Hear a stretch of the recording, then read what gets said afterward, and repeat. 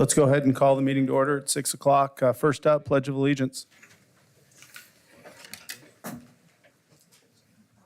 I pledge Allegiance to the flag of the United States of America and to the republic for which it stands, one nation, under God, indivisible, with liberty and justice for all.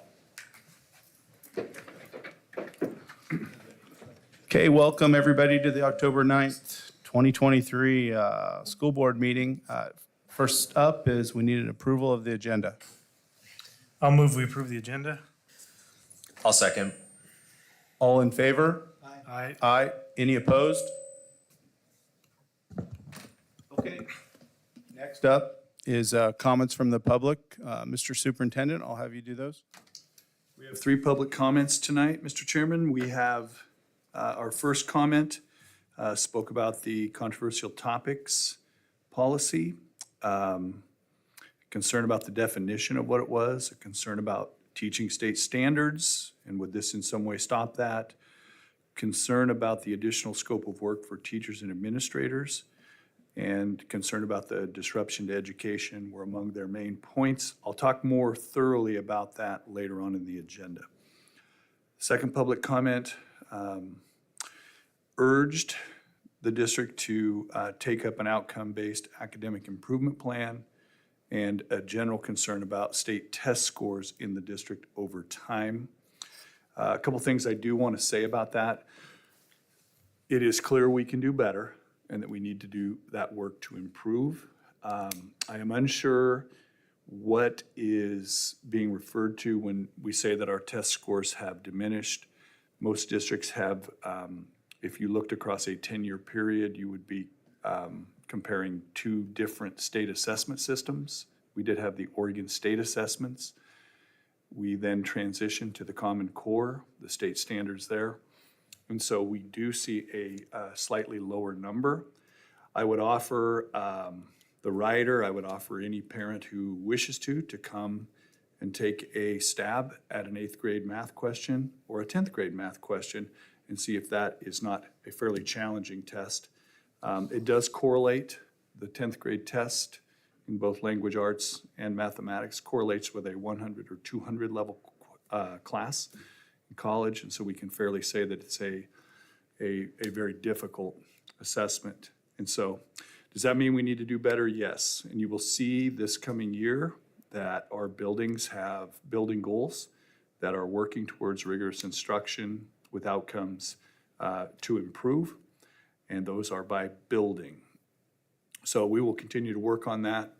Finally, I would say we are setting targets, and I think that was one of the comments in the testimony. We are setting targets for improvement each year in those areas, and that is being done, I believe, through the integrated guidance. So we will have to set long-term outcomes to do that. So we hope to see improvement. We acknowledge there's room for improvement. Final comment. The commenter lists documents that have been provided to board members and the superintendent, and they have some questions about policy. And I believe this was around a 9th federal court ruling. Schools in the state of California needed to disclose to parents when a student was had talked to them about an identity other than their birth gender, and that this law was in effect. And in the 9th Circuit, of course, that covers every state in the western United States, 2 states in. So it's not just Oregon, it's Idaho, Montana. It's not just California, it's Arizona and Nevada as well as the coastal states. I believe Alaska and Hawaii. The federal 9th Circuit has 2 types of decisions that it would make. One is mandatory, and one is less than mandatory or persuasive. One carries that ruling will be the case for all of the states. This ruling was in California. We have not seen Oregon issue any information, so I am assuming that the nature of the case means that this is in California. It was a ruling that said that school districts had to disclose the other questions that you guys saw during the last couple of weeks. Good questions. What would Oregon do? I do not believe that Oregon is covered by that decision, but we do have our own transgender guidance. That guidance is centered on the well-being of students. We have had years now of our young people working with counselors and to unilaterally begin to take this action when it looks like it is a ruling in the state of California that covers California public schools, I think could do great harm. In fact, 2 school districts in California have enacted a policy that their schools must disclose that to adults. It has been stayed in one of those by a judge because he is very concerned about the consequences to kids and the impacts on them. And so at this point, I would recommend that we do not engage in adopting something. It does not look like that ruling is mandatory for the other states. California itself, and it was shared by the commenter, which I thought was very fair-minded, but I do not believe that right now this would do anything other than harm for us to consider. We have kids that have currently spent years trusting our counselors, and to all of a sudden even threaten that we would look to do something could be extremely detrimental. And we will wait, and it looks like California, the state of California has issued a ruling, which was also shared by the commenter, that they are waiting to hear that result. And so I don't believe that it calls on us to do anything. At the same time, the district uses transgender guidance form and policy, and we are happy to share that back out. Those are the public comments tonight. Thank you very much. Any comments? Can I have comments about public comment? Sure. So I'm interested when we get to item E1 about studying controversial issue discussion. I wasn't here for the public hearing, I guess it was. I think that the letter we received in the packet tonight was very well thought out, raises some important questions. The first of which is it points out that we don't have definitions in the policy, and I we'll see how this goes when we get to it. But that could be its own journey in defining the terms inside the controversial issue discussion. To the second comment from Senator Yee, I think she's right. I think that I'm not in the business of education, but I'm a school board member and I follow test results and listen to families, parents, and intuitively there's this thought that we still have not completely recovered from COVID in the way where kids are to grade level in a lot of areas. And I've also learned as a board member that amongst the most important things that we can do and we can have is kids in 3rd grade reading to 3rd grade level. And we've talked about it a lot. I would submit to you at this point, we should engage teachers, some 1st and 2nd and 3rd grade teachers, and figure out how they think we're doing and what help or resources they may need to get to a level that has us achieving that goal. And the goal, I think the goal should be 100%. You may never get to 100% in anything, but we should strive to do that. And Mr. Superintendent, I would just ask you to consider the comments from Senator Yee in that regard and focus specifically on that And there's a lot there, and we could spend all year just working on some of the contents there in that letter, but Senator Yee is 95 years old. She's persistent. She's done a lot for this community and a smart lady. And she, I think, is showing some leadership and demanding action. And we should heed that advice. To the comments or letter from Mr. Cordier, it's been the policy of this board, at least since I've been on it, and it started while we were just rolling out of COVID or not, and masks and all of that. We've said we're going to follow the law, period. I mean, a lot of people can have a lot of opinions about a lot of things, but at the end of the day, this board's going to follow the law. It's the right thing to do. It's the example we need to set. And it might be helpful if we get from council an outline of the process that happens when a court decision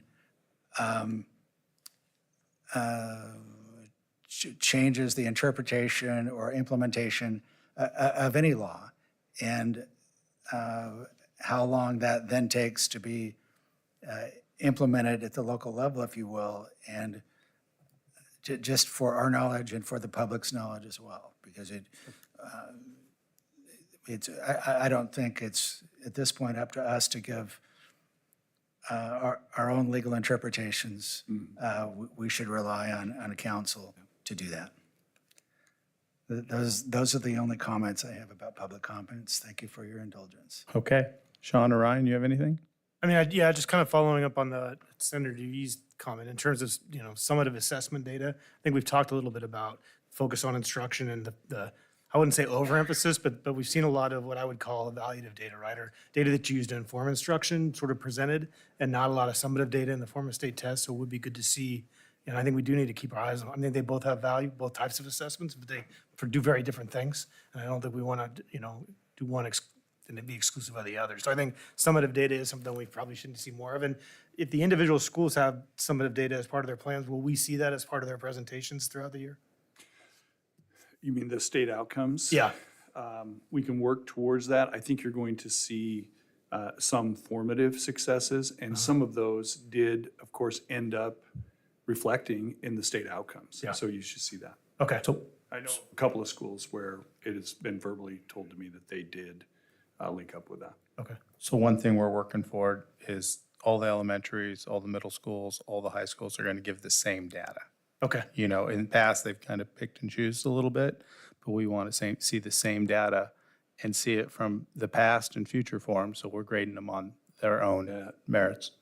And one of the things, I think that Sue and Stafford this year were pretty responsive. We began, and I want to say it was before Christmas, there began to be some good questions coming from the board, and they responded, but what we then got was a rollout over time through the year. And so oftentimes, just due to when a school was sharing, that there was a different set of data.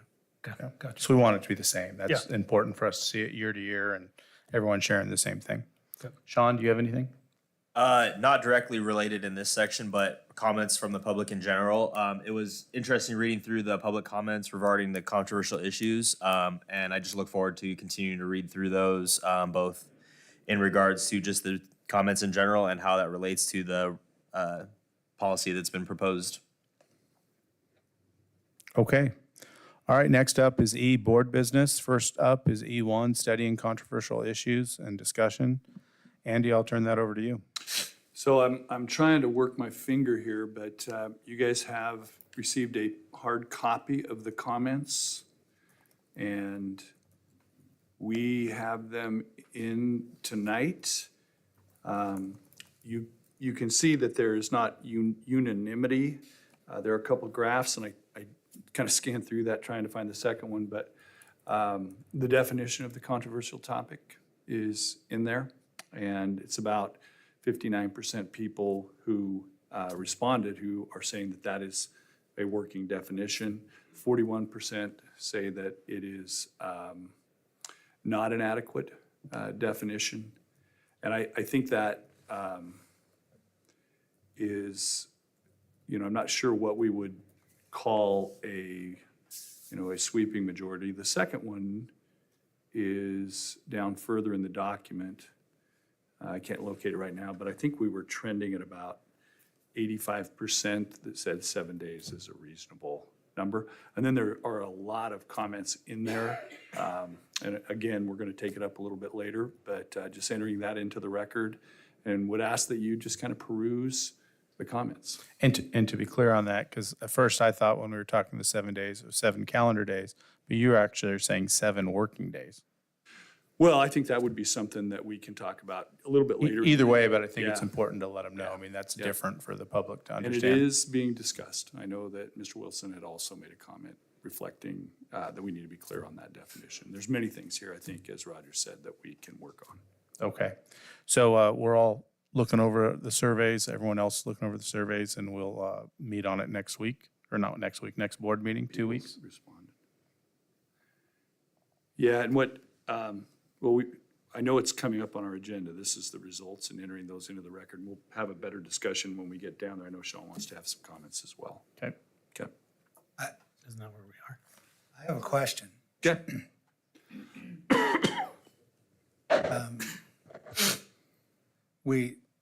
We have a process to approve curriculum, and it's a public process. Any member of the public can participate in that. And teachers teach to the curriculum, correct? And I believe any parent of a child in this district has the right to have access to curriculums for any class, any subject their child may be taking. Is that correct as well? I believe they're on the website.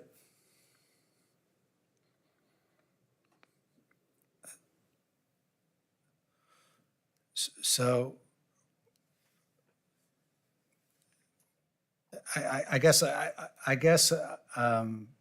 look forward to learning why that process that's in place is deficient. It seems simpler than putting a burden, particularly on teachers, to give notice within a certain period of time and adding to what they do and what happens if they miss one, and at times feeling a little bit gun shy about being the messenger of things that So- if we're giving parents the right and access to everything going on in their child's classroom, that in theory is a lot. And So I want to hold comments until we get, I know it's coming up again on the agenda, but we will respond to that question. This is actually where you're at. I thought there was a list later. Your question is appropriate right now. I don't hear that often. So the first thing, we had a policy which had been adopted over a year. I can't remember the exact date that had come to you. And I recall when we had an issue come to a listening session, there was some understanding on the board, we passed something, and why is that still happening? There was an article in the Democrat Herald when we began to discuss controversial topics where a teacher said, I didn't know we had one. And so how we undertake and adopt, I think, critical policies, like policies that are important and have meaning for all, I think are really important. This is the Beaverton policy that we proposed. It was on the books in Beaverton in 2008. It has some more specifics to it. That was what was proposed the other night, but we also knew that we were going to take testimony. I want to say that the testimony that we received, the tone of the testimony, the thoughtfulness is very consistent with what you saw in the written testimony that we received tonight. I thought it was a great public meeting with thoughtful commentary from the public. I thought it was excellent. I thought it was the best meeting from a public standpoint, a public input standpoint that I have been a part of in a long time, even back to my prior district. I thought it was a good exercise in democracy. And I really appreciate those people who spoke. I talked with a couple of the teachers that had spoken that night, and they said how nervous and scared they were to do this, even though they every day are public speakers in front of kids. It was just very hard for them. So there's a few things that I think are worthy of consideration in this. Number one, defining the things. So we're just teaching curriculum, so why should that be a problem? Parents can see that. Teachers can choose books that they read to kids in early elementary. They would be not shown, and so that could be one way. Other ways that this enters into the lessons, every day, our students, particularly at the upper grade levels, will bring these issues up as a class works on them. And so student-initiated needs to be fairly addressed. And of course, teachers should be fair and balanced when kids are bringing those up. Another teacher brought up open-ended assignments where students, and I think this was a photography class, they may say, I want to do my project about this. That is then student-chosen, and that should in no way impact that teacher. One of the teachers that talked actually has a whole class, human sexuality. They're in it every day, but they do have a syllabus, and parents would know when they get in there.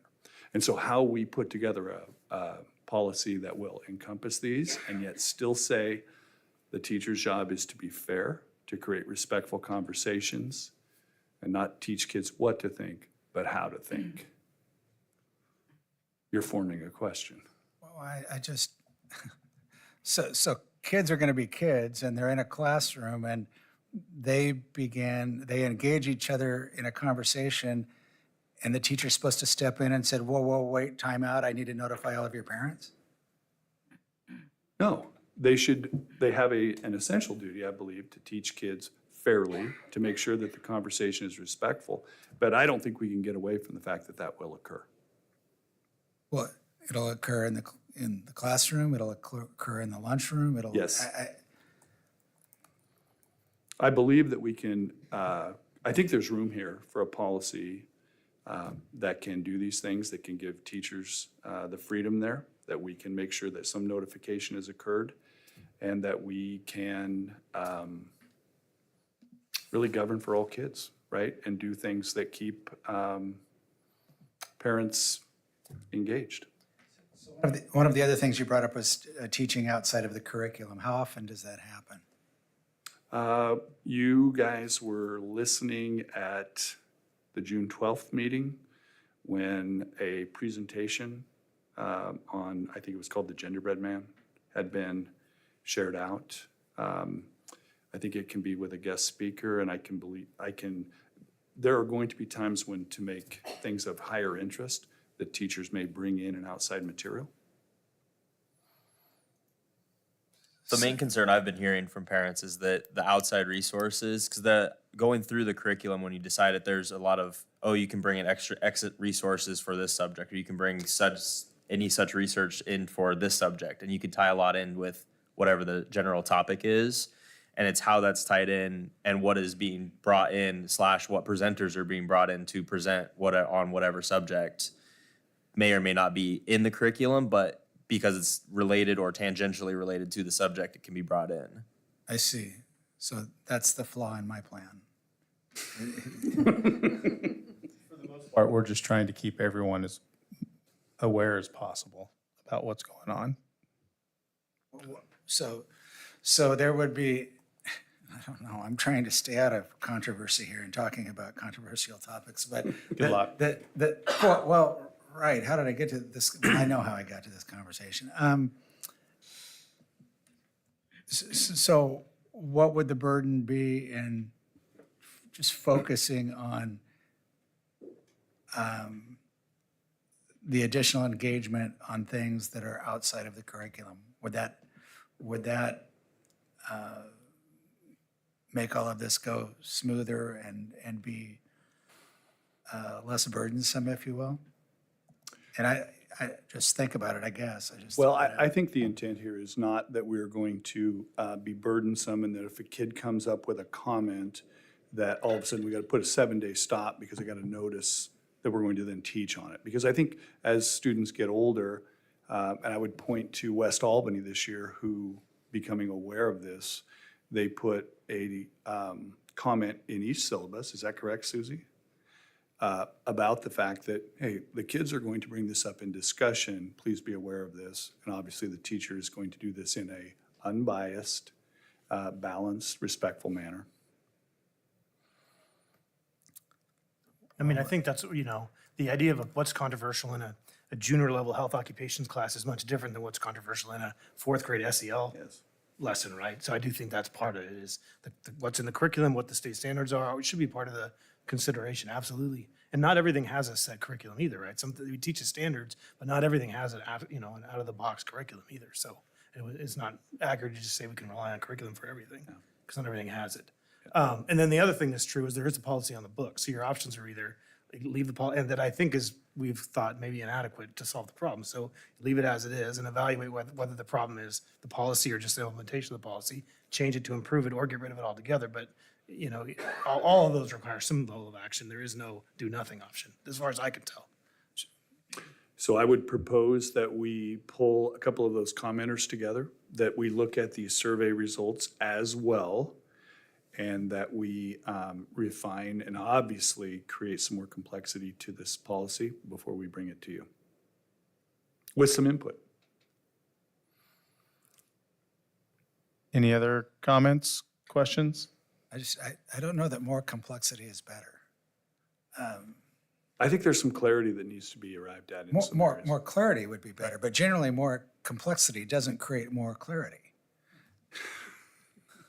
I mean, like for me, for example, some of the comments, I read the comment and I'm like, oh, I get that, but then they sort of finish the comment with a point that's the opposite of what I would have thought, right? Like, so I'd like a chance to sort of talk to some commenters in a format of some kind that says, hey, so you say this, and I think it would have this outcome, but you think it would have this outcome. Why do we think the same input would have two separate outcomes? And sort of work through that so that I can figure out what I'm missing, or where the communication's breaking down. Thank you for volunteering. No. Yeah, I mean, No, I I think would it would do be great to have a couple of board members Yeah. sit with those people and just kind of look at a draft and see if it is able. One thing I know that not everybody is going to look at that and go, oh, perfect. It's going to be something that we'll have to work to make sure that we get something that allows teachers to teach, that there's some flexibility. And the second, probably the most important thing, there is no kid in this system that is not going to graduate and move into a world where they're confronted with these things. And so if we can begin to build some muscles around debating that and learning, I think that would be the most important outcome we could have. I have a couple of things. One, I want to be clear that parents have the right to be involved in their kids' education, and we should encourage and embrace that. That's my simple, the curriculum is there for you. Look it over and engage your child and engage the district. And I guess the point that there's been a policy on the books that was drafted how long ago? A little over anybody a know? year. I want to say it was The controversial There's- issues to policy we did a year ago. Is that what you're telling me? update of, I want to say a 2001 policy. Right. When it was originally Yeah. adopted was 2009. So one of the things, I'll give you an example, we had in that, I think there was the ability to opt out, but it did not give any time frame. And I think last year there was a presentation where the opt-out was that on the second slide of the presentation, kids could leave if they chose to. I think which puts kids in an awkward position. And I think that there are things in the policy that we need to improve. I mean, it would make sense that you're rewriting a 21-year-old policy. Times have changed a bit since 2001. Yes. I do have a question on what the next steps look like. So you suggested we might have some opportunity to meet with people that had comments. Are we going to have another open work session, or is that going to be done on a more individualized basis? I think it would be like a small group of Okay. focus. Yeah. Okay. We good to move on? Okay, next up, board business is school board roles. I'd ask us all to pull this up. You can see that with the turnover of board members, we have some open spots. My suggestion, unless Chris, who's done this more than I have, would be for Sean and Ryan to kind of talk it over, and if they have spots they want to fill and they want to swap out with us, then they come talk to us about it. Otherwise, it just seems like busy work for us to do it here. I would do it offline, is that what you're saying? Yeah. I would, for me, this is one of those rookie things where I probably should have asked a question before the meeting, because I now realize I wasn't sure how this is supposed to roll out, so. Yeah, I think it's best that you and Sean kind of sit down over this list, and if you find some on there that you're really motivated about, great. If you find some that, you know, me or Roger or Brad are on that you really want, come talk to us, and we can figure that all out. That makes the most sense to me, but let's get you back something in a week's time. Yeah, the intent of this list really is if you have already relationships with organizations and you're already kind of connected in as well. So it's not that you have to, you know, everything has to be assigned. It's just really about who has relationships with which groups and being able to report back Right. what. If you have one that you've already kind of Yeah. got a relationship with, or Yeah. you want to make a relationship and it's on here, that's something you should volunteer for. Well, yeah, that sounds good. One thing that might help, probably Sean more than me, is knowing if any of these have an obligation that's time and when that time is. Like I know AIM is during the day, right? And I could do that. and Sean may or may not be able to. So that's the kind of thing that might help. I wouldn't have any way. of They're knowing. all know. different. You don't Yeah. know? Okay, there's no central place. where we're All gonna know that. different, because they all have different meetings, they Gotcha. all have different schedules. So, Okay. yeah, it would just. All right, let's move on from that. Okay, next up is F, superintendent's comments. Andy? Just a few things broadly that we have going right now. We are in the process of working the wrinkles out with our new Synergy, which is our student information system.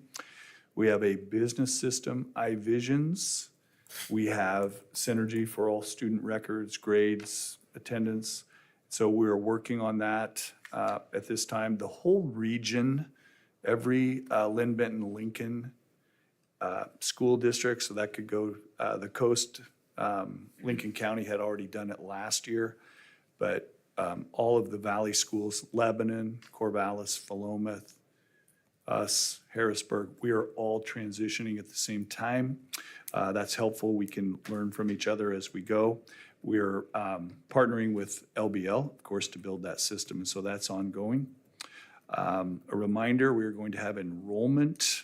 I believe we will have the actual ADMR financial enrollment on 10/23. And that will show us where we're at as we move towards the end of this year.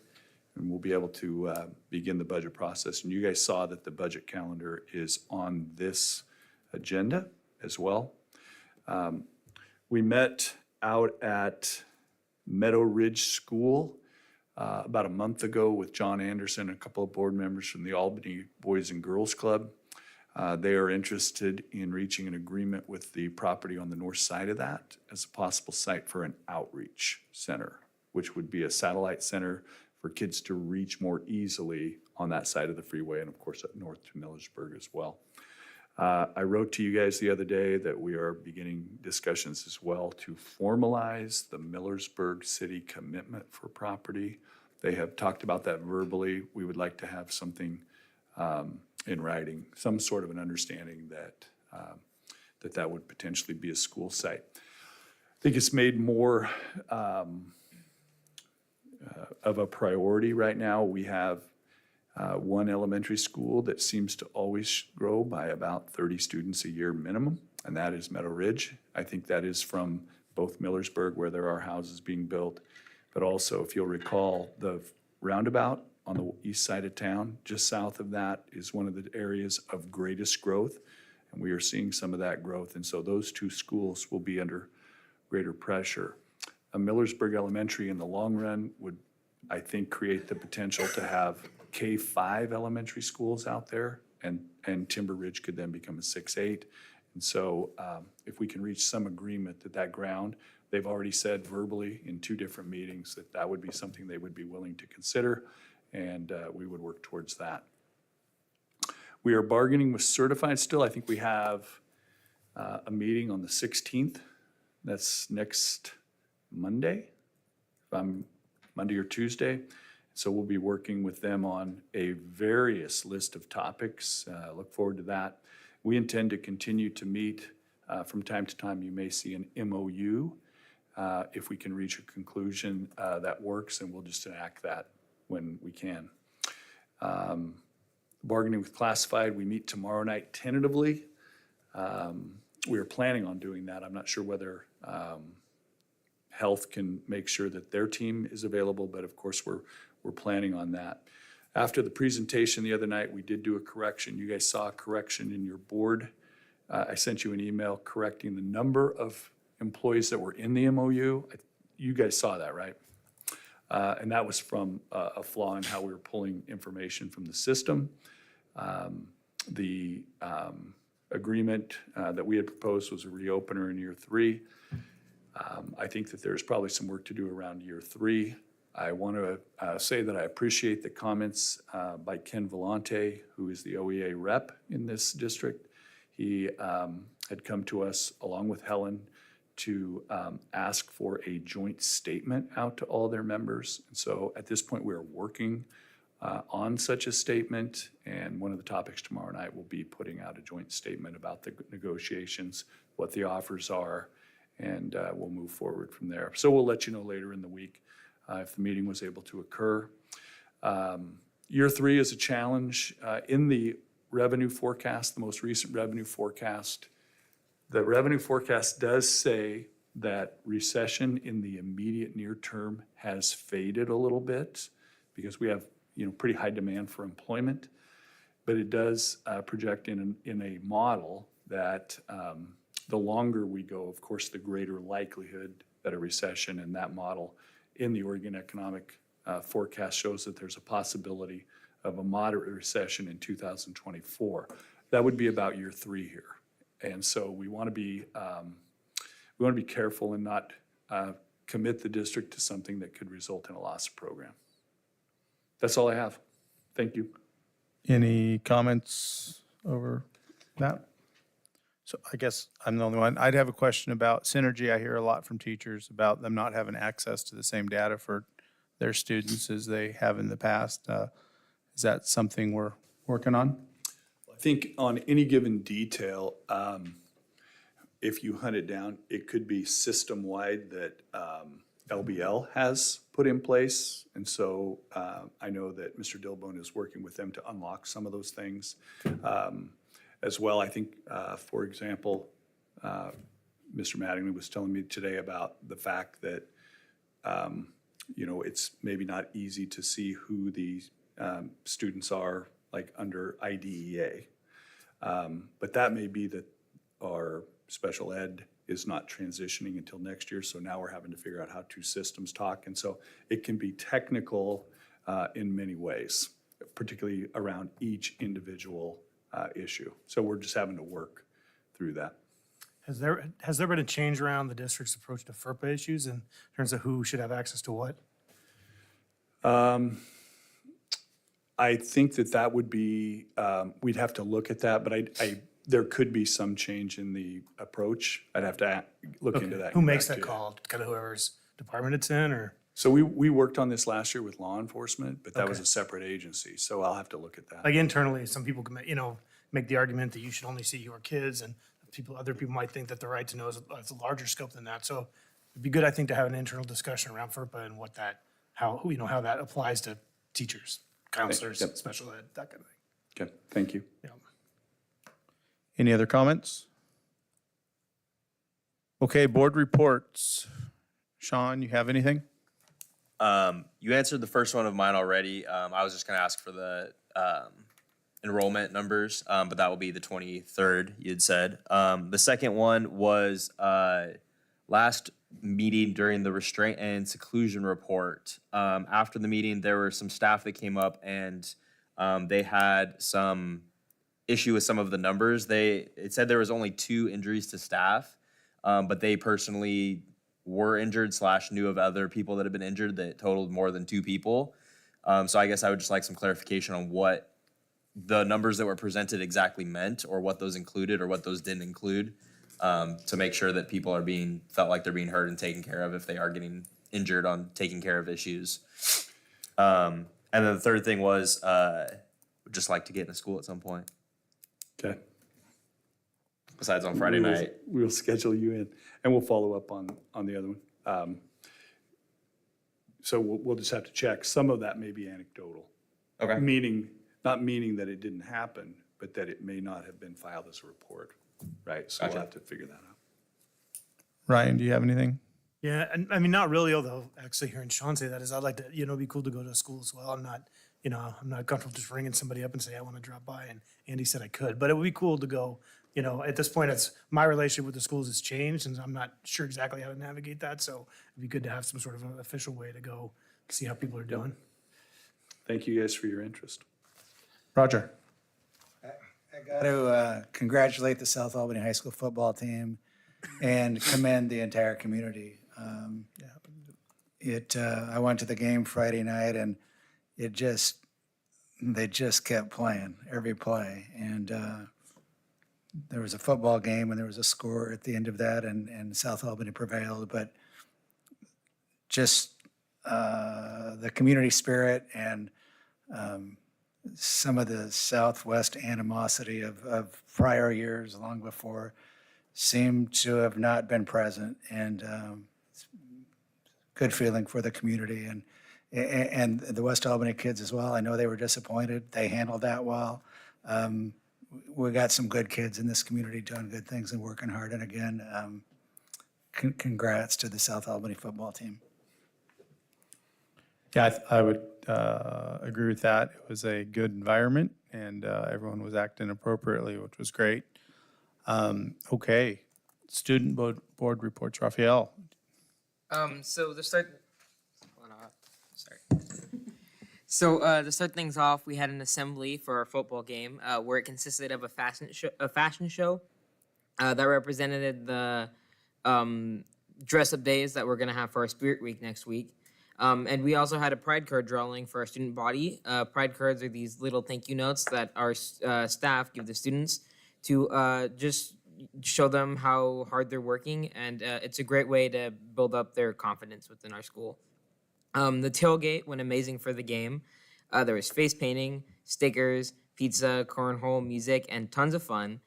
We also had an outstanding showing for the game, where we not only won it, but we ended our losing streak. And as far as interactions within our within seating with South and West, I think I've noticed that they've been a lot more respectful than past years, and that we have a further understanding of we're in this together, because in the end we're still a community.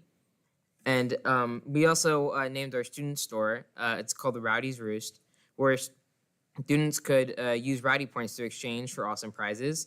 They get these points by showing up the games or events and scanning QR codes for the points. Our football game against Dallas Thursday, we're going to have a football game against Dallas Thursday, and afterwards, the Metro Club and leadership are combining forces to host a dance celebrating Hispanic Heritage Month. It will be open to all students and staff. It's going to be called Jersey Out, and it will start at 9:30 with free music, drinks, and food. We also have our winter sports regulations and signups sent out today. They're for basketball, wrestling, cheer, dance, and swimming. South also hosted the Harrier Classic not too long ago with 62 high schools and 12 middle schools. It's one of the biggest cross-country meets in Oregon. It was an amazing event with vendors, volunteers, and the youth open run.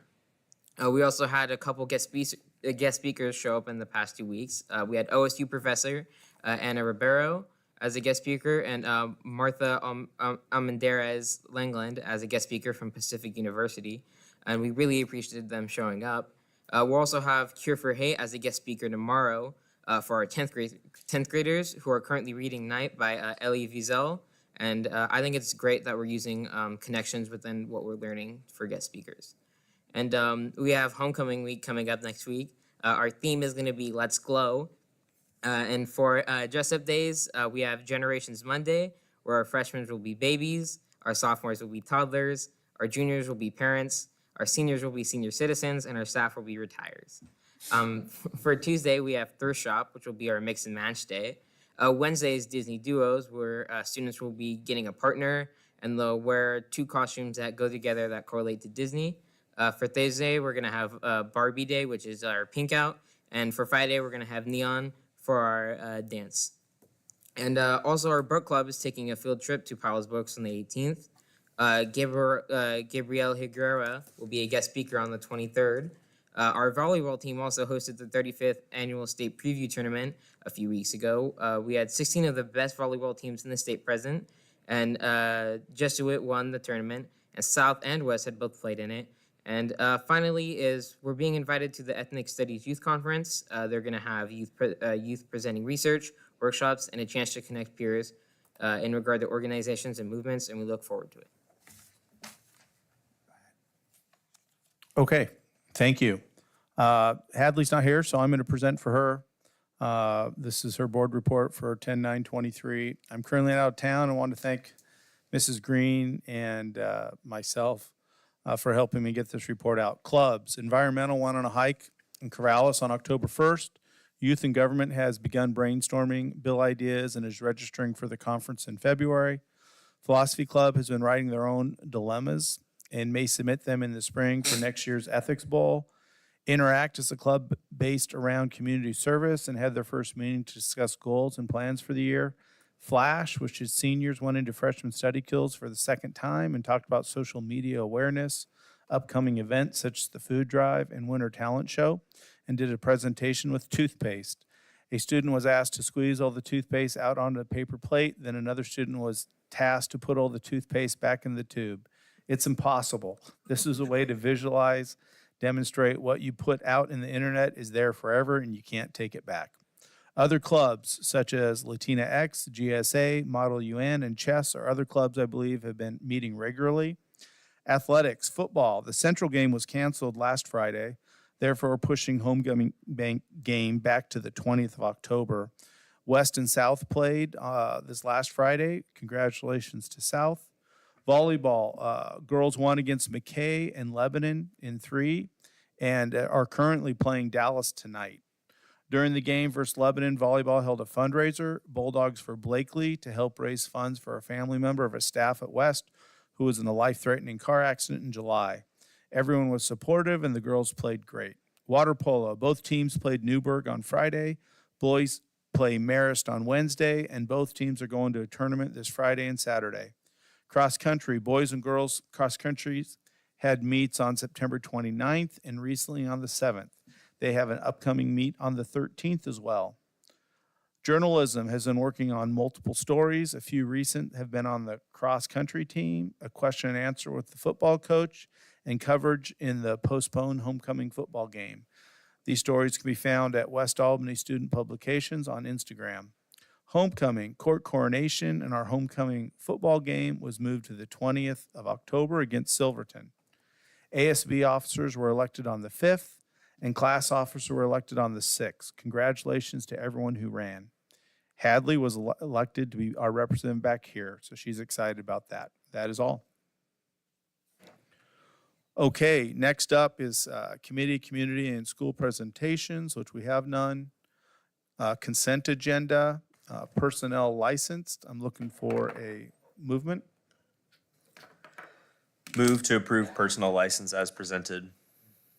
I'll second that. All in favor? Aye. I2, work session. I'm looking for a move. Move to approve minutes work session 9/25 as presented. A second. All in favor? Aye. I3, regular board meeting minutes from 9/23. Move to approve minutes for the regular board meeting on 9/25 as presented. Second.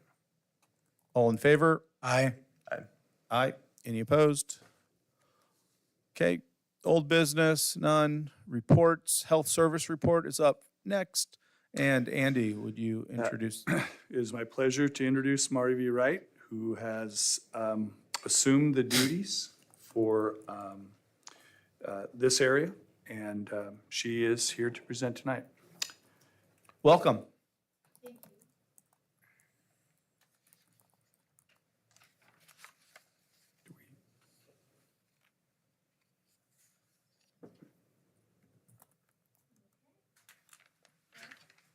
Thank you so much for having me today.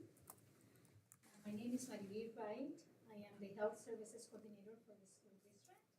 And I have been with the school district for about 2 years. Before working for the school district, I worked in the public health field, child abuse, injury prevention, and health management. I supervise the health services team. This team began in July 2021. And it includes the health services coordinator, the nurse team, 6 nurses, 4 LPNs, 1 part-time LPN, and a nurse department secretary. It also includes the FACT team, 5 family liaisons, 1 ESD liaison, the attendance engagement advisor, and the FACT team secretary. The counseling department is also part of the health services team, but I don't supervise them, so I will not be reporting on their work. So some of the accomplishments of the team are the following. We received and managed several grants. The nurses received the School Health Services Planning Grant that partially funds a nurse position. The FACT team received the ARP grants that partially funds a FACT position and supports McKinney-Vento students. And we were also awarded an ODE sub-grant that partially funds a FACT position, tutors, and Jackson Street services that are specific to our students. We recently received a grant that will support sources of strength, and that's the suicide prevention program that some of our schools implement.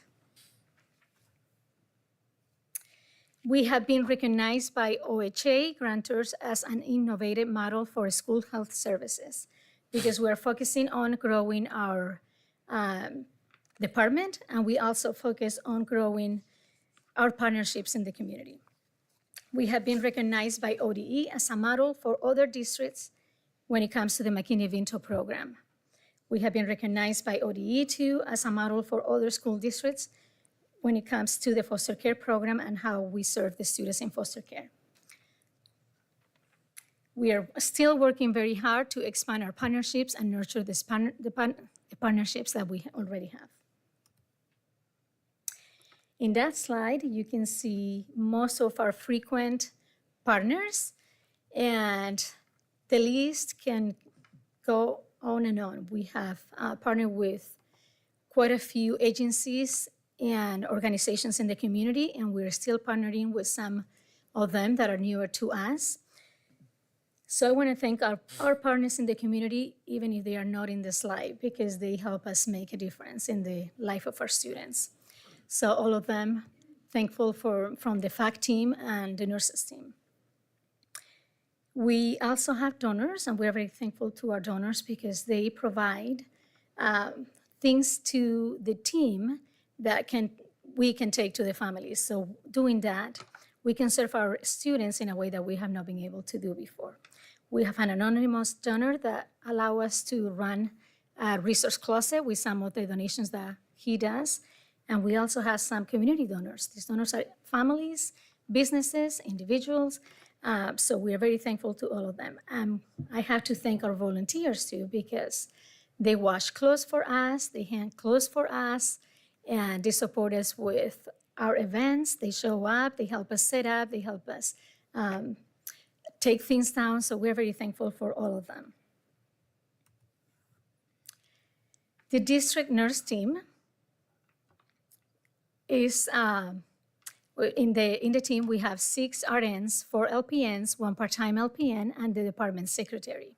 I want you to look at the picture on the top, and there we are missing one of our nurses. But in there, combined, these individuals bring more than 90 years of experience in the medical field. So these are the individuals that are serving our students. I'm going to share some numbers with you. And with me sharing those numbers, I want you to keep in mind that the numbers for 2023, 2024 are going to be a little bit different, a little bit smaller, because we have been in school for only a few weeks. So if you look at our numbers for 2022, 2023, we had 374 students on individual health plans. So think of all of the students that have chronic illnesses and are attending in school. So we had 374. We did 60 delegations. We certified 136 individuals in CPR and AED. We trained 225 individuals in anticipated emergency trainings. We manage immunization requirements for every student in the school district and did vision screenings for 5,888 students. Now, for this year so far, we have 419 students on individual health plans. We have done 39 delegations, but that number will probably triple by the end of the school year. We have certified 14 individuals in CPR and AED, and we have trained 125 individuals in anticipated emergency trainings. We are managing the immunization requirements for all the students in the school district, and we are doing vision screenings this year for more than 6,000 students. You can see in the bottom of the slide the number of the students in individual health plans for the year of school year 2021-2022. So if you look at these numbers, you can see how the number has increased. So it's from 346 in 2021 to 2022 to 374 last year, and this year 419. I want to share these numbers with you. I think they show a little bit of what's going on in the school district when it comes to our nurses. Thanks to the grant that we have, we're collecting some data to be able to provide some reports to our grantees. So when I'm talking about encounters, I'm talking about students that have gone to the front office requesting health services. It may be a Band-Aid, it may be a sore throat, or it may be hypoglycemia. So last year, and these numbers were collected during a period of 2 weeks. So there were 4,664 encounters. So these are students that went to the front office requesting some type of health support. Out of those encounters, only 568 had a nurse involved. We have a small team, so we cannot be in every school, but we are still trying to support the students the best we can. And the reason why I'm sharing these numbers is because research is showing more and more that nurses can improve the attendance of the students, can improve, of course, the health of the students, can improve the performance of the student. And even when we try to be in as many places as we cannot divide ourselves more than we already do. They are still doing an amazing job, and I wish you could see the amount of work that these nurses do behind the scenes that are not visible to all of us. And if you look at the graph, you can see there the school, the amount of encounters that the school had, and then the amount of encounters where the nurse was involved. Now I'm going to share some information regarding the FACT team. The FACT team is the team, pretty much when I describe it, is the social services team, family support team for the school district. So we offer many services to the families in the school district. We are a small team again, and we serve every student that needs us. We offer support to McKinney-Vento students and foster care students. We offer help with healthcare navigation. So if a family needs any support with medical, dental, vision, mental health services, we are going to support the family. We connect them to providers. We do referrals. We try to schedule appointments if needed. We do whatever we can to make sure that the student is receiving the health services that he needs. We support the families with clothing and hygiene resources, school supplies, food, household resources. We help families apply sometimes for benefits. We help them fill out applications when the family doesn't know how to do it. We provide information about free parenting resources, grief supports, and we try to link the family to community resources. As you know, if the family has an addiction problem, if there is, they need help with legal aid, we try to link the family to any type of services that they may need. We also support parents during school meetings. So if a parent doesn't feel very confident or doesn't know the language or needs some type of support when meeting a principal, a teacher, attending a 5 or 4, an IEP, the team is able to support the family. We are also responsible for the MAC survey training of the school district staff and coordinating the survey and the results of the survey. So as you can see, a small team that does quite a few things. That team together bring more than 100 years of experience when you combine all the experience in social services. So I want to share some of the data with you. Again, we're going to look at data from last year and data from this year. Last year, the team identified 399 McKinney-Vento students. When I talked about McKinney-Vento students, I'm talking about students that are in unstable housing. So those are the students that are living in a car, in a tent, in a hotel, in a motel, couch surfing, or maybe living with another family and sharing the house. We supported last year more than 83 foster care students. We assisted more than 600 students with school supplies. We referred 381 students to mental health services. We conducted over 550 home visits to identify barriers and connect families to resources. And overall, the team last year served more than 1,500 students. Now this year, think about that we have been in school only for a few weeks. We have identified so far 192 McKinney-Vento students. We have identified 72 foster care students, assisted more than 420 students with school supplies. We have referred 43 students to mental health services, have conducted 31 home visits to identify barriers and connect families to resources. And so far, we have worked with 410 students to support them with clothing, food, school supplies, housing, OHP, health services, and other community and family support services. So I want to share with you a couple of pictures that I have. We have a resource closet in Central Elementary. It is in one of the rooms in the basement. And if you look at those pictures, we have in that closet anything that you may need to be able to take a kid to school. So from clothes to shoes to hygiene products to backpacks to school supplies, underwear, you name it, we have it. So if a family is in need, we have the means to help the family. We run that closet thanks to volunteers and donors. That is something I would like to share with you. We have, like I mentioned before, donors that are washing clothes, hanging clothes, but when it came to decide where the school supplies were, we didn't have a lot of help or support, so we reached out to our students in the community transitional program, and we knew they needed some skills and we needed the help. So we worked together and we asked them to send us a resume, we interviewed them, and we offered a job to them. And the job was to come to the resource closet and help us do an inventory.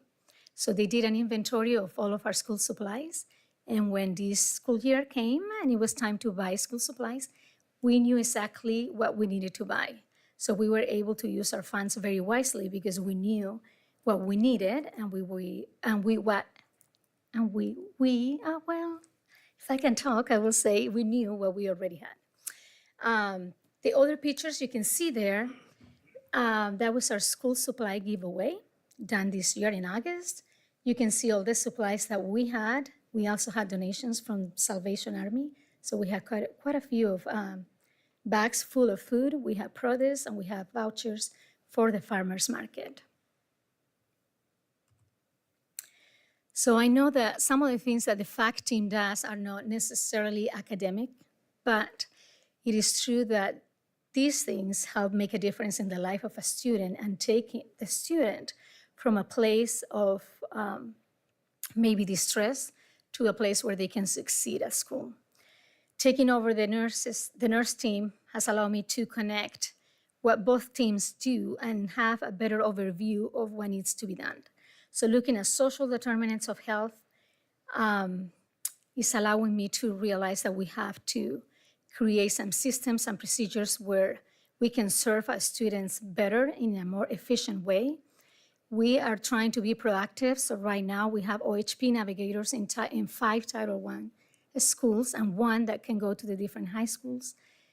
We realized recently that one of the back to school nights that was done at one of our middle schools, it was Memorial Middle School, they actually had the highest number of exclusions. So we decided to bring the public health van and have their immunizations available to the families. So if the family needed an immunization for their student or records, they were able to support the family.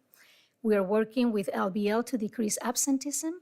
So we are looking at all the things that may be the root of the student not attending school. It can be a social determinant of health, it can be a health issue, it can be a social issue, but how can we work with the families and other agencies in the community, including LBL, to serve the students better? So overall, what we are trying to do is to be more efficient and to be able to work together not only with agencies in the community, other teams in the school district, to provide services that will be able to make a difference in the life of a student and help them be successful. So that's my presentation tonight. If you have any questions, I will be happy to answer. Go ahead, Roger. Thank you for all you do. Thank you for the great presentation. What does delegations mean? Very good question. So delegations is when a nurse gives a task or gives an activity to someone in the school district. It can happen in the clinical setting too. But in the school district, that task is given to someone in the school, Okay. and they can train that person specifically to serve a student. Okay, thank you. You're welcome. Benton and Lynn County Mental Health, how's that going? How's that look in the schools right now? I know that the mental health system was just overwhelmed coming out of COVID, but are we doing better in that regard? So that's a very good question, because what we're trying to do is we want to be proactive. So that's why we had the public health van come and we have the OHP navigators at our schools. So we're actually working too on a communication that we're going to send to all the families too. We want to make sure that we are in a better place than we were a few years ago, right? So that's, even right now, we are not seeing a lot of students getting sick with any respiratory viruses or anything like that. But we had quite a few weeks ago, but we always want to be proactive, and we're going to work on that to make sure that we don't find ourselves in a situation like the one that we found ourselves several years ago. Okay, just one more. And so the anticipated emergency training last school year, it was at 225.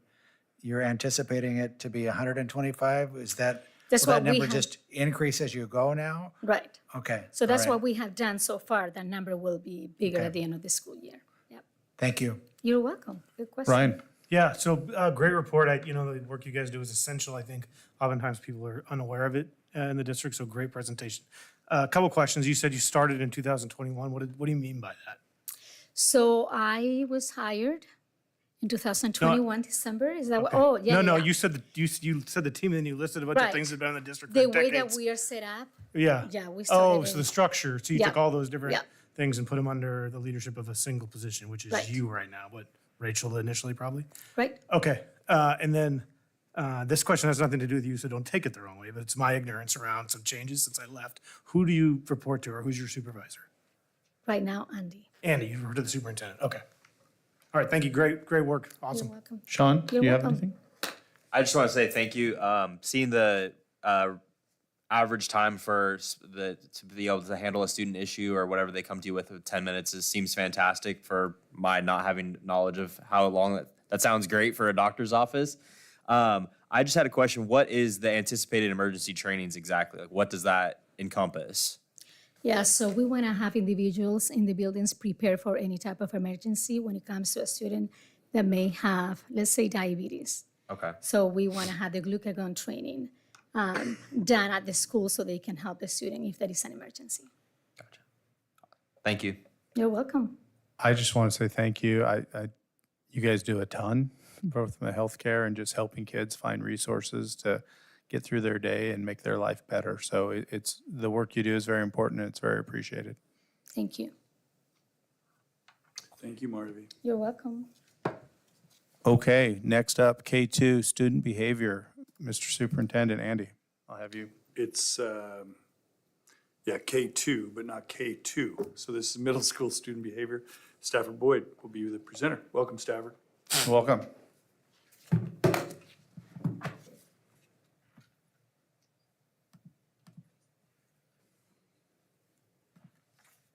Give me 1 minute to get our technologies worked out here. Okay.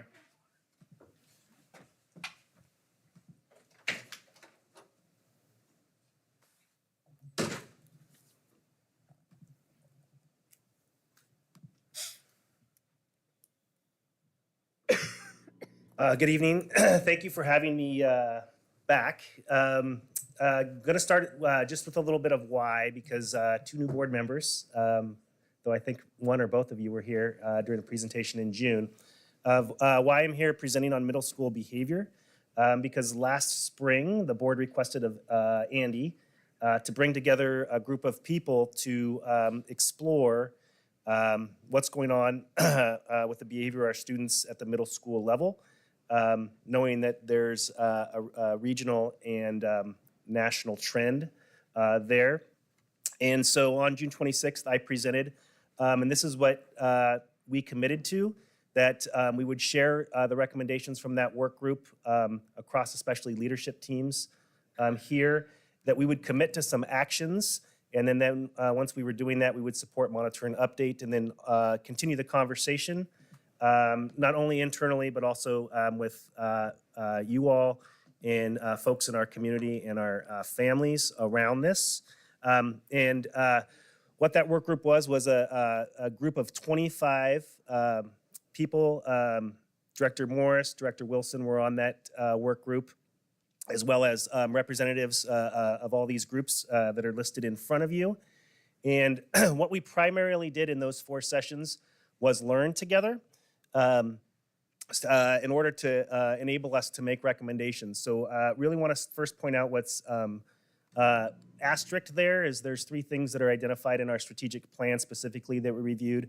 The first is multi-tiered systems of support. So those are just processes we use to support students with reading, math, behavior, and attendance. And the gist of what multi-tiered systems of support is that you choose some strategic actions for all kids based upon the data you're seeing, what you're seeing from kids. Then you choose, those are called tier 1. You choose then some strategic actions for students, for small groups of students that have more higher level of needs in those areas. And then those are called tier 2 supports. And then you have tier 3 supports for students that have individualized needs. So that's basically, again, it's just a process of ensuring we're supporting students the best we can in those areas. Then the social emotional learning connections and competencies, and then restorative practices. We invited Darren Riley from the Center for Dialogue and Resolution based out of Eugene, who's been partnering us with the district for over 4 years on building our capacity with restorative practices. And then finally, we just looked at what our current behavior matrices were across the middle schools last year. We also shared a little bit of information around our partnership with Safe and Civil Schools, which we've had for many years in training teachers around in behavior teams at schools around behavior management. We also looked at Corvallis. They have an operationalized response to racialized incidents. for the past several years. So those are the things we collectively learned about and talked about so that we could make recommendations. And there were 6 themes. They're listed here. And so what I'd like to do is share with you what actions we've taken since June 26th related to these 6 areas of recommendation. So the first is consistent responses to behavior. We did work over the summer to create consistent discipline matrices, not only across our 4 middle schools, but K-8. And I'm actually going to give you an overview of what that looks like. We worked to really implement the learning that we've done in those partnerships around restorative practices and with Safe and Civil Schools, which that organization is really good at teaching us how to implement processes that are consistent across staff and schools. And then finally, one thing that all middle school teams have done is multiple examples. Really, the strategy at the beginning of this year has been grade level presentations regarding expectations. That looks a lot of ways. I think all 4 schools did presentations through homeroom or advisory. And now schools are starting to take it to a next level to reteach through grade levels, expectations of hallways, cafeteria, those types of things. So those have been the major actions there. For our bias incident report response, we've actually taken actions K-12 and district-wide, and particularly in collaboration with the Equity, Diversity, Inclusion team led by Kelsey. At our all-administrator August retreat, we spent a significant amount of time looking through the Corvallis model and talking about how we tried to practice that last spring so that they could give input into practicing and implementing those processes. We took their feedback and revised and created a GAPS protocol and just shared that last week with our administrative team. So we're starting to use that to guide our responses to bias incidents, again, K-12. All schools, or there also have been built all school tier 1 lessons on derogatory language. Some schools have done that by themselves, and the Equity, Diversity, and Inclusion team are starting to create a bank of those lessons to do universal learning for students at the middle school level, and eventually that will expand both ways, K-8 and 9-12, or K-5 and 9-12. And then also learning resources for individual students that are actually committing bias-based incidents and especially use of language. And so trying to, again, build up a bank of resources that are developmentally appropriate for middle schoolers in this case so that they can learn about the impact and of their behavior and use of language and the history behind that. For inclusion, again, this is being driven largely by Kelsey and her team, really trying to get better at cultural celebrations across the schools that are reflective of our students and families that we're serving. And then also the high schools the past few years have started affinity groups to give students space, safe space and brave space based upon their identities. And we're in the planning stages of rolling those out at the middle school level. And those should, our goal, I believe, is winter break to make sure that those are rolling in all 4 middle schools.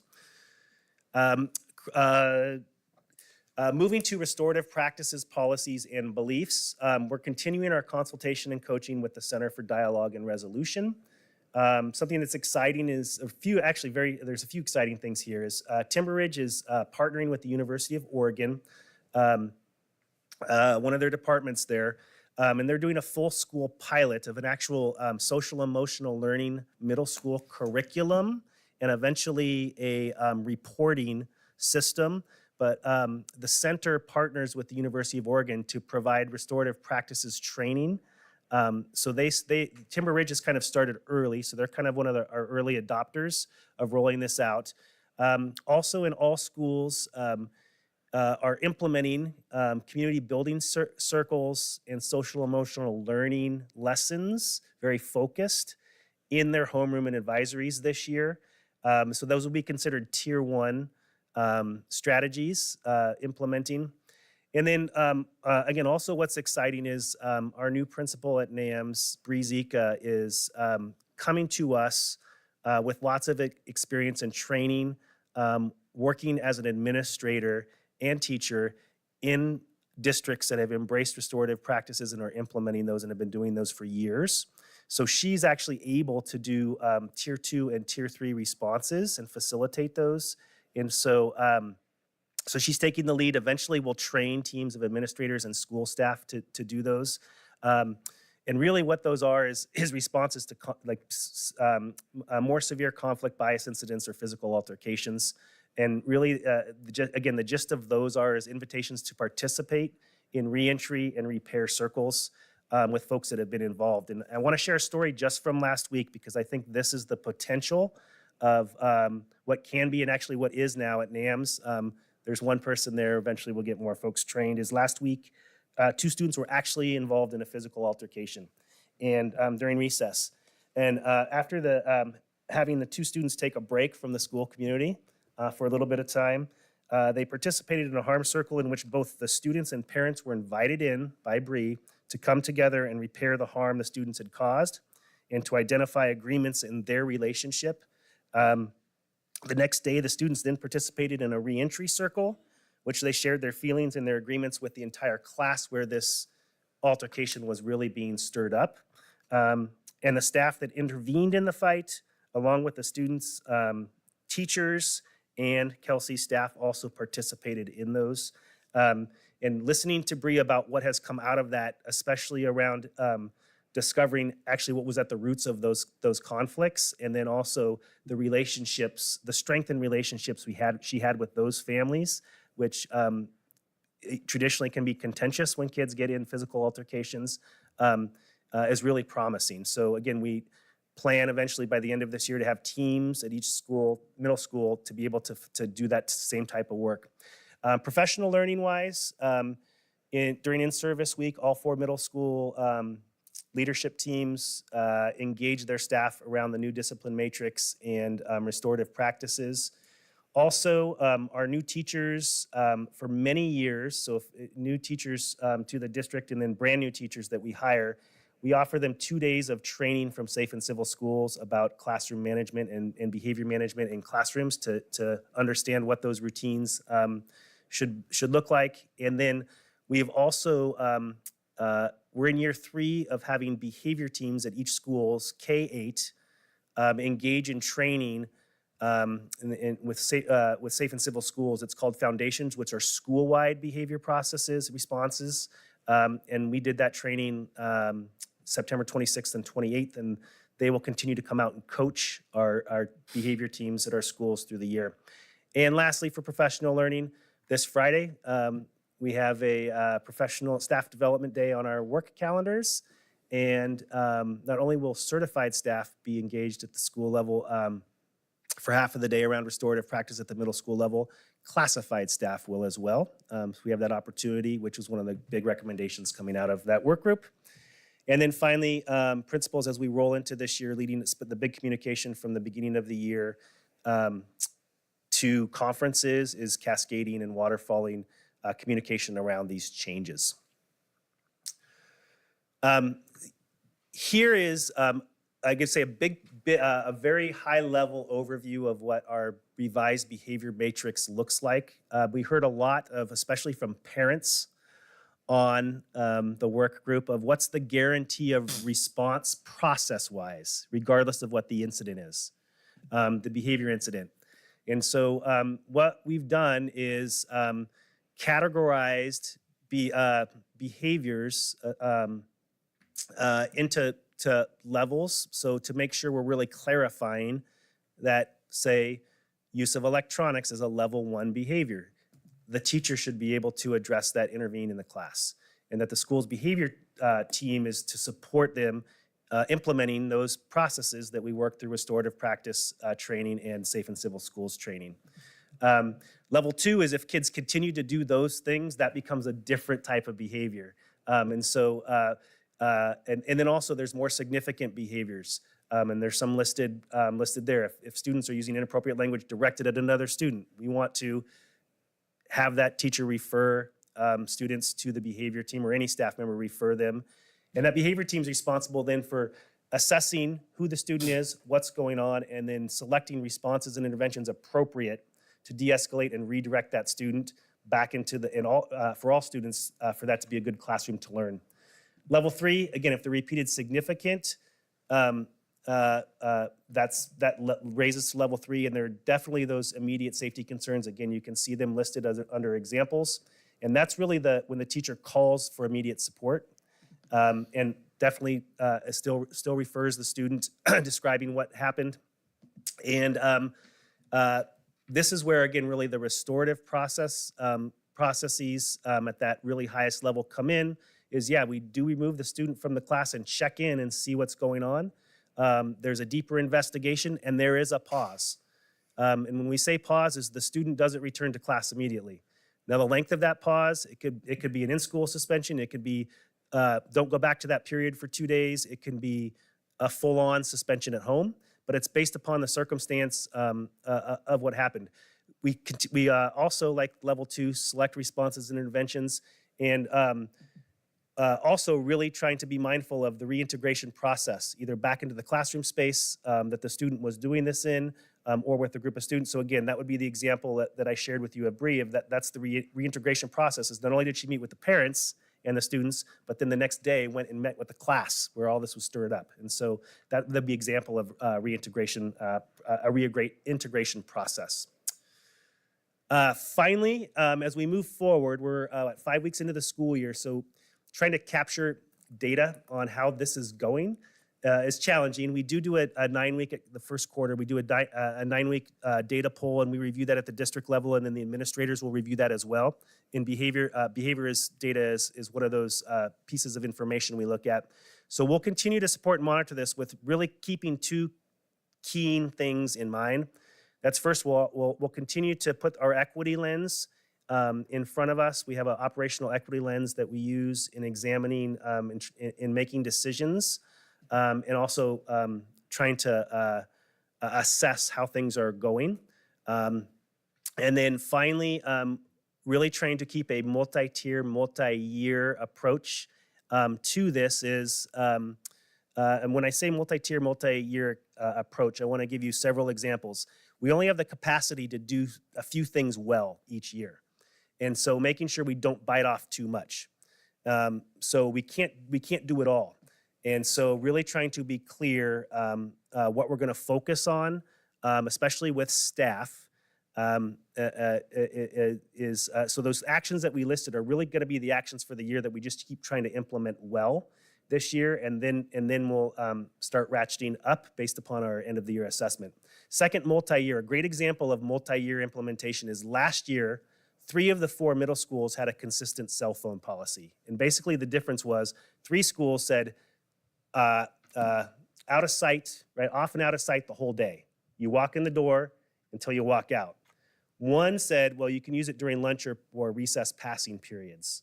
All right, now it's 4 schools consistent with the first way we talked about. And the schools that are in year 2, I think I shared at the work group, the highest minors that we were having was cell phones, right? Misuse of electronics, even in all 4 middle schools. This year at those 3 schools, the narrative from the principals has been very little. Like, kids get it now because we're in year 2. So it takes some time to get kids, especially when we're, again, implementing those processes that we've learned from safe and civil schools well at the building level. So that would be an example of when we say multi-tier, multi-year, what we mean. So finally, I'll be coming back bi-monthly, and actually Sue Luthra, the elementary director, is going to start joining me because we want to start giving you information on behavior K-12. And so our plan right now is to bring some behavior data because we'll be deep enough into the school year, particularly around what our referral data is telling us. And also, we now have a screener for social emotional competencies that we use in our multi-tiered systems of support. And so we'll bring you that information. And then going to invite Darren Riley from the Center for Dialogue and Resolution to give a little more information of when we say restorative practices, what that is and what that is not. There, and then also didn't share a lot about our response to bias incidents because Kelsey also is going to start that in November to do bi-monthly reports on that K-12. So I'm going to have her give you all that information in November. So my big question is for any questions, but also it'd be great, what other information might you want from Sue and I in December? Okay, any questions, Ryan? Yeah, a couple. So we won't see behavior referral data till December. I just want to make sure that's what I heard. Yeah, we'll share that, and it'll probably be first quarter, because again, we do that to see how things are going, but yeah, we'll pull behavior data and give it, we're planning on giving it to you on December 11th. Okay.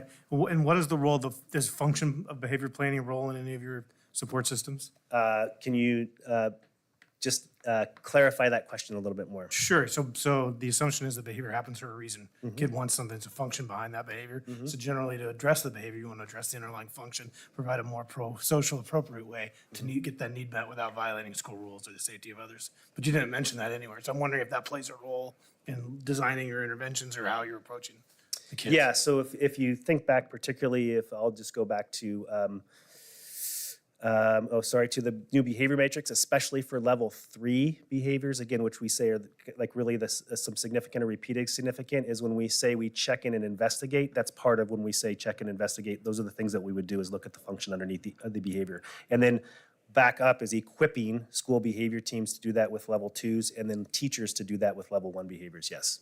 Okay.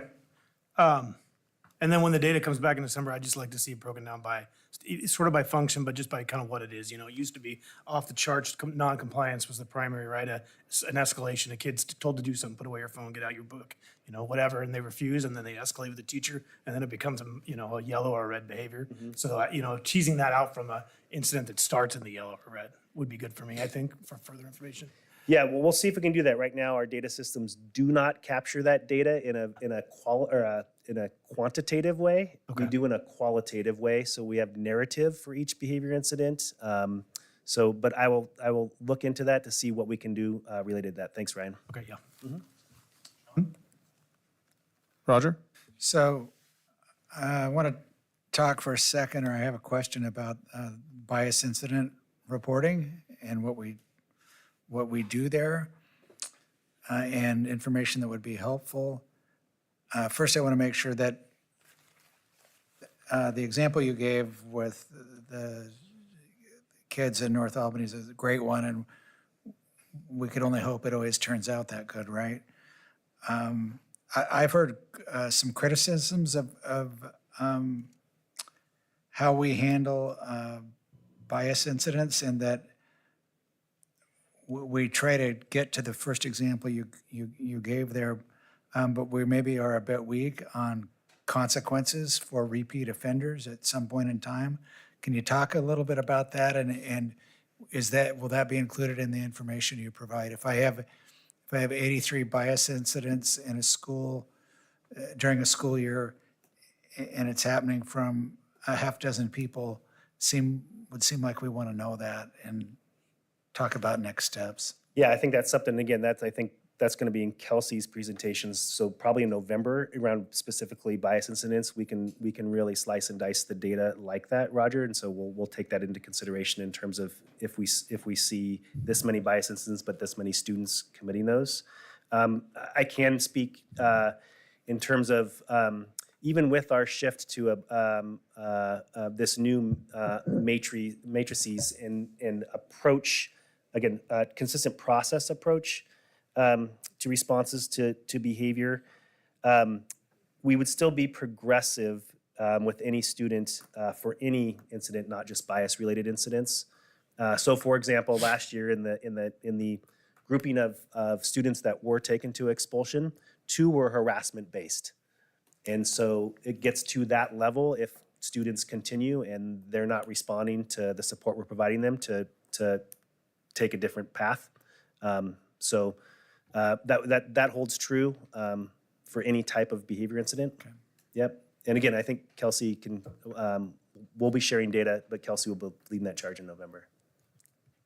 Yes, absolutely. And if there are specific things that you're wanting, super helpful for me to know exactly what that would look like and do my best to present that. Okay. Thank you. Yep. Okay, for me, the big thing is, like phones are a level 1 response, which is great. If they keep getting the phone over and over again, and they're not listening to their teachers, hopefully we're moving that up and taking the phones, and we need to do that. I love what I hear about restorative practice. I think it's good.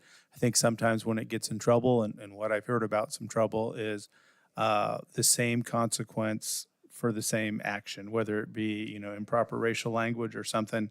We got to move that up, right? I mean, if a kid's doing something wrong, you know, for my kids and for my own behavior, I know that it needs to correct my behavior. So that would be my only concern. And other than that, I think it's great. Andy. I just, you know, we are aware that we are setting a new approach to racial bias incidents.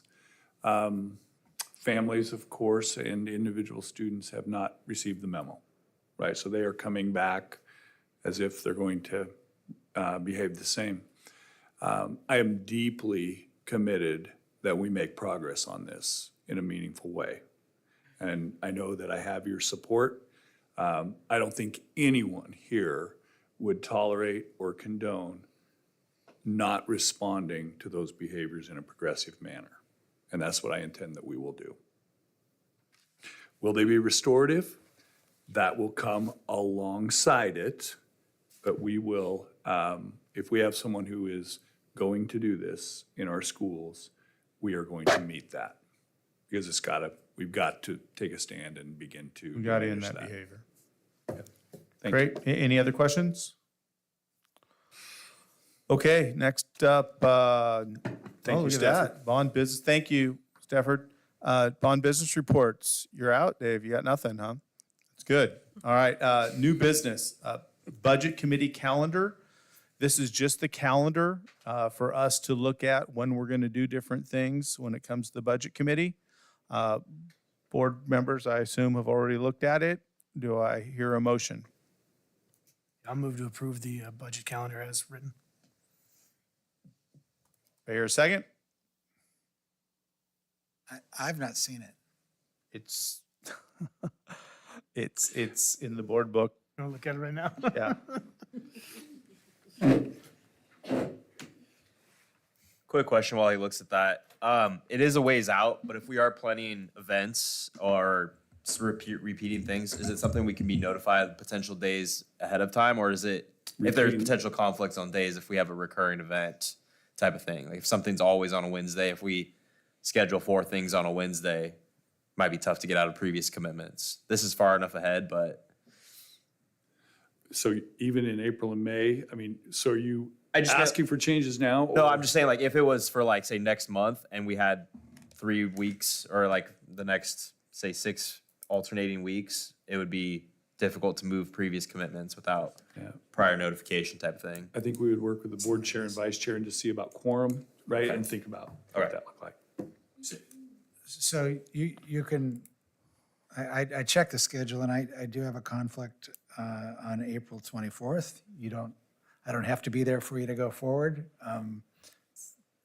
Just know now I'm going to watch you on Zoom if I'm not Yeah, there. I think we initially just train the incoming committee members on that date. I Okay, think we're okay. okay. And some of you would like to retrain me, but I'm not going to participate in that. Thank you. And April 24th, that's typical in terms of when you have the first meeting? Because that seems late to me from my memory. Well, we would, I think Jane would say also that particularly in a legislative year, the Yeah. later the better, Yeah, just so we have we more used to have one certainty. really early and then kick the rest back to later, but whatever. I mean, I don't care. It works for me. I think there will be a lot of work on budget even prior to this, as we are going to have to identify and appoint Yeah, budget committee members in the winter at some point. okay. Well, and to that, and I think Jane's working on budget stuff every day. And so the updates and where we're at will be helpful, insightful, and good. Yeah. Okay, do I hear a motion? That motion we You approved. had a motion, I think. You didn't have We need a second. I'll second the motion. All in favor? Aye. Aye. Any opposed? I don't see any future agenda items, other business. Do I hear a motion to adjourn? I'll move we adjourn. Second. All in favor? Aye. Aye. We're adjourned.